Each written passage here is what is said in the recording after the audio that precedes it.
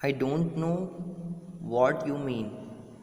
मैं नहीं जानता जो तुम्हारा मतलब है, जो तुमने कहा। I manage to answer in a choking voice. मैंने लड़खड़ाती हुई आवाज़ में जैसे तैसे मैनेज कर लिया उनको। Manjeet don't upset him. Manjeet अब उसे परेशान मत करो। Sat the girl sitting opposite me. जो लड़की मेरे अपोजिट साइड में बैठी हुई थी उसने ऐसे कहा कि मंजीत उसे परेशान मत करो, मंजीत उसे उदास मत करो। Manjeet startled you, I am sorry, she said again. उसने कहा कि मंजीत ने अगर आपको परेशान किया है, चौंका दिया है, डरा दिया है तो उसके लिए मैं आपसे माफ़ी चाहती हूँ। But he mean no harm, you know. आप जानते हैं, लेकिन उसका जो मतलब था वो आपको बिल्कुल भी परेशान करने का नहीं था। He assume you too are going to Delhi to participate in the Abilympic as we all are. जैसा कि हम सभी दिल्ली जा रहे हैं एबिलम्पिक में पार्टिसिपेट करने के लिए, तो उसे लगा कि आप भी पार्टिसिपेट करने के लिए ही जा रहे होंगे Delhi. This is because we all are like you. ऐसा इसलिए क्योंकि हम सभी भी आपकी तरह ही हैं। आपकी तरह ही कहने का मतलब क्या कि उनमें सभी में किसी न किसी प्रकार की डिसेबिलिटी थी, सभी में किसी न किसी प्रकार की विकलांगता थी। I was startled once again. एक बार मैं फिर से चौंक गया। I meekly raised my eyes. मैंने बहुत ही नरमाहट के साथ में, विनम्रता के साथ में अपनी आंखों को ऊपर की ओर उठाया, अपनी पलकों को ऊपर की ओर किया। The girl smiled at me. और वह लड़की मेरी तरफ देखकर मुस्कुरा रही थी। सी वॉज नॉट मोर देन 14। वह 14 साल से ज़्यादा की नहीं थी। She had the face of an angel. उसका जो चेहरा था वो एकदम परियों की तरह, एकदम एंजल की तरह था। She was wearing a tracksuit. उसने एक ट्रैक सूट पहना हुआ था। And for a right hand she had a stump too. उसके हाथों में भी एक बैसाखी थी। But he was nothing hiding, she was not hiding it. लेकिन वो था कि उसे छुपा नहीं रही थी, वो बिल्कुल भी नहीं नोटिस होने दे रही थी, कि मतलब बिल्कुल भी उसको जज नहीं कर रही थी अपनी बैसाखी को। On the contrary it seemed to me. और जो था वो लगभग सेम टू सेम मेरे जैसी ही लग रही थी, मानो वो मेरी जैसी ही लग रही थी। सी वॉज फ्लंटिंग इट कॉन्फिडेंटली। और वो इसे बिना डरे बिना घबराए एकदम पकड़े हुए थी। Then I looked at my right. तब मैंने मेरे दाईं ओर देखा। The boy she called Manjeet, जिसे उस लड़की ने, एंजल ने मंजीत कहा था, give me the biggest smile I had ever seen. जैसा कि मैंने देखा था कि बड़ी स्माइल जैसा कि वो हमेशा दे रहा था, वो लगातार उसने मुझे वैसे ही स्माइल दी। ही टू वोर अ ट्रैक सूट। उसने भी एक ट्रैक सूट पहना हुआ था। And from the way he said it was obvious that he had no leg. जिस तरीके से वो बैठा हुआ था उसकी सीट पर, उससे बिल्कुल पता चल रहा था कि उसके जो हैं वो पाँव नहीं हैं। What is this Abilympic? ये एबिलम्पिक क्या है? आई मैनेज टू से। मैंने बातों को संभालते हुए पूछा कि एबिलम्पिक क्या है। ओह सेड मंजीत। मंजीत बोला, so you really don't know. तो क्या तुम सचमुच में नहीं जानते हो? Well I am sorry. अच्छा तो मुझे माफ़ करना। Let me introduce our self first. चलो एक काम करते हैं, हम सबसे पहले अपना इंट्रोडक्शन करते हैं, एक दूसरे से नाम वगैरह पूछ लेते हैं। I am Manjeet. मैं मंजीत हूँ। The girl sitting next to you is Shahida. जो लड़की आपके दूसरी ओर बैठी हुई है वो शाहिदा है। The boy sitting at the window in Kumar Swami. जो विंडो के पास में बैठा हुआ है वो कुमार स्वामी है। कुमार फॉर शॉर्ट, और हम उसे शॉर्ट में निकनेम जो है उसको कुमार बुलाते हैं। And the one on the aisle seat is Vikas. Aisle seat कहने का मतलब जो हमारी ट्रेन होती है और ट्रेन में गैप पर जो दूसरी सीट बनी होती है उस ओर जो बैठा हुआ है वो विकास है उसका नाम।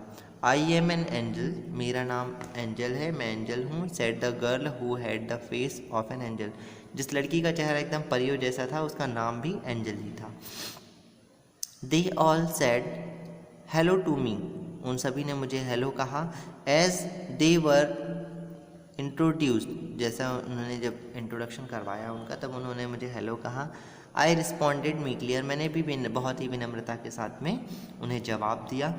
आई एम शरद। मैं शरद हूँ। डेट मीन्स अब तक के हम जिसके बारे में स्टोरी पढ़ रहे थे, जो ट्रेन से गिरा था, जिसके हाथ राइट हैंड जो था वो इंजर्ड हो गया था और जिसके कारण से स्टंप लेकर अपनी शॉल से छुपाते हुए चलना पड़ रहा था, उस लड़के का नाम क्या था? Finally we got the name Sharad.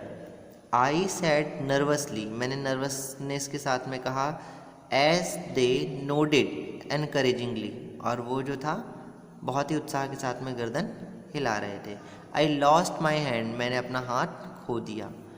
Don't worry about that, interrupted Kumar looking towards me, Kumar ने मेरी ओर देखते हुए कहा, मुझे रोकते हुए, डोंट वरी, चिंता मत करो इस बारे में, with his sightless eyes, we have all lost something, हम सभी ने कुछ ना कुछ खोया है, and yet have gain much more than we have lost, और हमने उससे ज़्यादा पाया है जो हमारे पास नहीं है, जिसको हमने खो दिया है। एबिलैम्पिक इज़ एन इवेंट, ये एक ऐसा अवसर, ऐसा इवेंट है where people with disability compete to show the world that people with or without disability enjoy equal rights and opportunities, said Shahida. Shahida कहती है कि एबिलैम्पिक एक ऐसा इवेंट है जहाँ पर डिसेबिलिटी के साथ में हम अपनी डिसेबिलिटी, अपनी अपंगता, विकलांगता के साथ में भी लोगों से उनके साथ में कंपटीशन कर सकते हैं, और साथ ही साथ ये भी चीज़ शो करता है, ये भी चीज़ रिप्रेजेंट करता है कि जो डिसेबल हैं वो, और जिनके पास कोई डिसेबिलिटी नहीं है, डेट मीन जो स्वस्थ हैं पूर्ण रूप से और जिसके पास में विकलांगता है, वो सभी के पास में इक्वल राइट्स हैं, सभी के पास में समान अधिकार हैं, समान अवसर हैं, ऐसा शाहिदा ने कहा। With increasing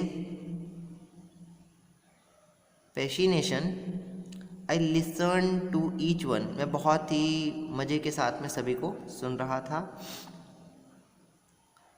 each child had a different story to tell, सभी बच्चों के पास में अपनी अपनी अलग अलग कहानी थी।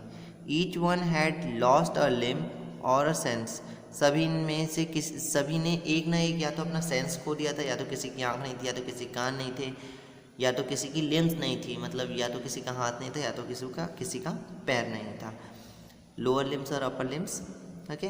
But unlike me they had all learn to cope with, मुझे छोड़ करके वहाँ जितने भी सभी लोग थे, cope with the disability and to conquer it, उनने सभी ने अपनी इस अयोग्यता के साथ में जीना भी सीख लिया था और उस पर विजय भी हासिल कर ली थी, जीत भी लिया था उसने, कि हमको अगर हमारे शरीर का अंग नहीं था, हमें से कोई भी फर्क नहीं पड़ता है। They found that if nature takes away one of its gift, उनका ये मानना था कि अगर प्रकृति ने, नेचर ने हमसे कोई चीज़ ले लिया है, उसका कोई तोहफा, इट शोवर्स मैनी, शॉवर्स कहने का मतलब जो हम शावर, जैसे हम वहाँ नहाते हैं तो हमारे ऊपर एक शॉवर होता है ना, तो it showers many more of compensate, तो वो हमारे ऊपर और भी चीज़ें जो हैं दया भाव के लिए बरसाती है। डेट मीन्स हमें और भी किसी चीज़ में एकदम एबिलिटी दे देगी कि वैसी एबिलिटी और किसी के पास होती नहीं है ना। If only the person with a disability could realize his or her hidden potential, then, अगर जो व्यक्ति अपंग है, अगर वो ऐसा महसूस कर ले कि उसके अंदर एक स्ट्रेंथ, एक ताकत, एक पोटेंशियल छुपी हुई है, then the life would become richer, fuller and more enjoyable than ever, तो हमारी जो लाइफ है वो पहले जैसे हो जाएगी, जैसे हम एंजॉय कर रहे थे, है ना, अपने आप में बहुत अच्छा महसूस कर रहे थे, सारी चीज़ें जो थी उसको एंजॉय कर रहे थे, तब हमारी लाइफ और भी बेहतर हो जाएगी। I came to know that the name Abilympic is derived from ability, ये जो वर्ड था इसे ड्रिवन किया गया था, इसे डिराइव किया गया था, कहाँ से लिया गया था, इसे एबिलिटी से, एंड ओलंपिक, एबिलिटी और ओलंपिक मिलाकर बनाए थे Abilympic, okay. It was way back in 1972 में that an effort to improve the vocational, ये जो 1972 था, इसमें एक प्रयास किया गया है किस चीज़ को बदलने का, capabilities of disabled person was made in Japan. Japan में क्या किया गया था 1972 में, इसके लिए एक प्रयास किया गया कि जो डिसेबल्ड हैं या जिनमें किसी चीज़ की कैपेबिलिटीज़ नहीं है, कैपेबल नहीं हैं, उन व्यक्तियों के लिए जापान में एक फंक्शन ऑर्गेनाइज किया गया था, एक इवेंट ऑर्गेनाइज किया गया था। An event was held, it was called the Olympic of abilities, है ना। इसका नाम रखा गया था Olympics of abilities. Disabled person all over the world had their first chance to compete among themselves, कि वो जो हैं अभी पूरे वर्ल्ड से जो सारे के सारे डिसेबल्ड लोग थे, जितने विकलांग लोग थे, वो सभी जो थे उनका पहला मौका था जब उन्होंने यहाँ पर आकर के कंपटीशन में पार्ट लिया and prove their merits to the world, और अपने गुणों के बारे में लोगों को बताया। I was told that 1981 was declare the international year of disabled person, कि 1981 में डिक्लेयर कर दिया गया था, 1981 जो था उस ईयर को ही डिक्लेयर कर दिया गया था कि वो international year of the disabled, विकलांगों का साल है वो। To commemorate this the first international Abilympic was held in Tokyo, और क्या हुआ, फर्स्ट जो था इंटरनेशनल एबिलम्पिक जो कहाँ रखा गया, टोक्यो में रखा गया। The event was a phenomenal success, और इसको क्या हुआ, बहुत बड़े पैमाने पर सक्सेस भी मिली। In the second Abilympic held in Bogota, Bogota में जो कि कहाँ पर है, कोलंबिया, इन 1985 में बोगोटा में जो कि कोलंबिया में है, वहाँ पर सेकेंड एबिलम्पिक रखा गया। The international Abilympic federation IAF, international अंतर्राष्ट्रीय जो था महासंघ जो कि विकलांगों के लिए ही है, फॉर शॉर्ट में IAF कह सकते हैं आप उसे, वॉज इस्टेब्लिश्ड, इसकी स्थापना की गई। सिंस देन, तब से international Abilympic have been held with growing success, और ये क्या हुआ, तब से लगातार ये अब ग्रो कर रहा है, इसमें बहुत अच्छे अच्छे चेंजेस हो रहे हैं, सारी चीज़ें आगे बढ़ रही हैं। Australia was the venue in 1995 and Prague in 2000, 1995 में इसका जो जहाँ पर एबिलम्पिक हुआ था वो ऑस्ट्रेलिया था, और उसके बाद में फिर प्राग में 2000 में इस इवेंट को किया गया।